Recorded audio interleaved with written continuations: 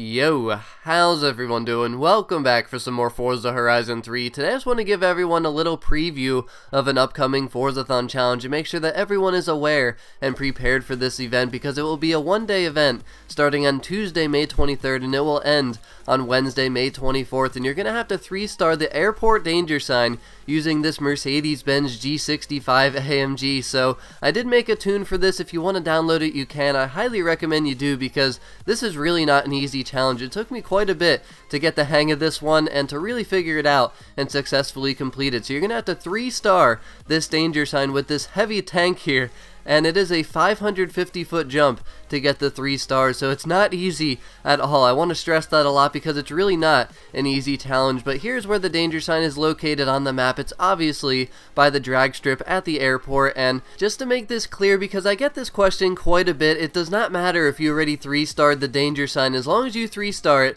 after the event starts using the Mercedes SUV, it will count. But the thing is, you're going to want to start right here underneath the dry reservoir on the off-road and pretty much right underneath that R from reservoir. And basically the goal here is to go straight forward as much as you can. You really don't want to turn left and right too much because if you do, you're just going to lose speed. Every mile per hour is very, very crucial for this, and if you're going about 140 when you hit the jump, that's when you know that you're in a good spot. And it's going to be very tight. It's going to take you a few tries most likely. I don't think there's going to be too many people that hit this first try. You're probably going to get about 530, 540, but you're going to want to try and get that 550 as quickly as possible, and that's why it's very important to have rewind on, because right here I had perfect speed, but at the last second these bumps caused me to go off course, so I hit rewind. And the best part of the danger sign is the left side, because if you hit that left side, you can avoid any of the obstructions that they have on the danger sign, because believe it or not, when you hit those, you do lose a mile per hour or two, and that can be the difference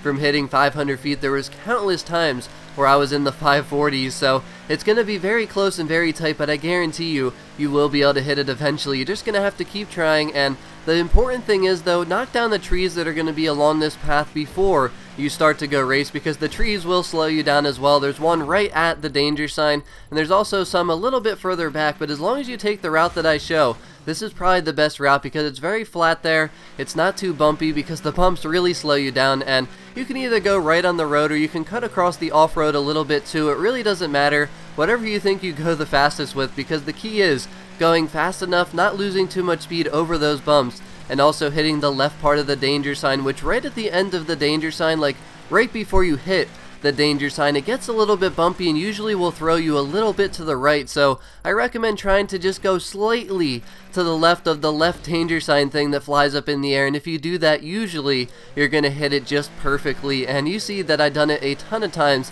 I tested this a ton of different times. I kept tuning this car, trying to make it as easy as possible, but at the end of the day, this is not an easy challenge. I know people sometimes say, you know, these challenges aren't difficult enough. Well, this one I think is actually pretty challenging, and this one will definitely make you work for this car. And the thing is, though, this is a one-day event, so if you don't have a ton of time to play, you're going to need to get this down pat very quickly. So I highly recommend practicing this before the event starts. Go use my tune, create a tune of your own, whatever, it really doesn't matter, and just practice running this route and see if you can even come up with something better than I did. There's always different possibilities, but I think what I have here works really well, and as long as you just run it a few times, get used to it, you should have no problem winning the Lamborghini Horizon Edition, the Huracan, or the Hurricane, or however you want to pronounce it. I think the correct pronunciation is Hurricane, but I believe that is all you need to know. Make sure you mark down your calendars. Tuesday, May 23rd will be this one-day event where you can make this 550-foot jump in a Mercedes-Benz, and you'll be able to win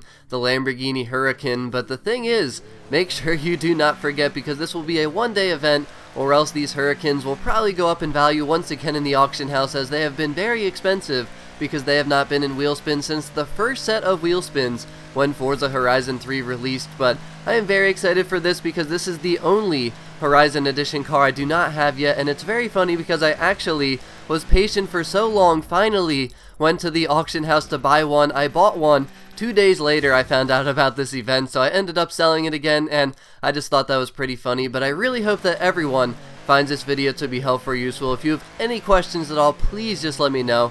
You have a few days to prepare for this, so make sure that you do, because it is not an easy challenge. But as always, thank you very much for watching. Have a wonderful rest of your day, and I'll talk to y'all again very soon. Peace out.